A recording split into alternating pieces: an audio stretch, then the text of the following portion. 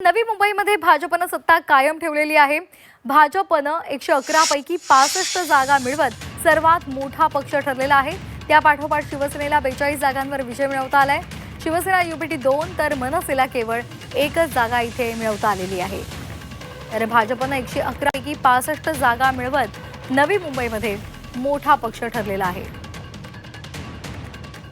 हे बघा, यामध्ये भारतीय जनता पक्षाचे संपूर्ण बूथस्तरीय, वॉर्डस्तरीय, मंडलस्तरीय आणि जिल्हास्तरीय कार्यकर्त्यांनी अतिशय मेहनत घेतलेली आहे आणि त्यामध्ये देवेंद्रजी फडणवीस यांचा राज्याचा विस्तार करण्याची आणि विकास करण्याची भूमिका आणि रवींद्र चव्हाण जे राज्याचे प्रदेशाध्यक्ष आहेत त्यांचा त्याच्यात मोठा सहभाग आहे आणि सगळ्यात मोठा सहभाग आहे जो माननीय नरेंद्र मोदीजींचा।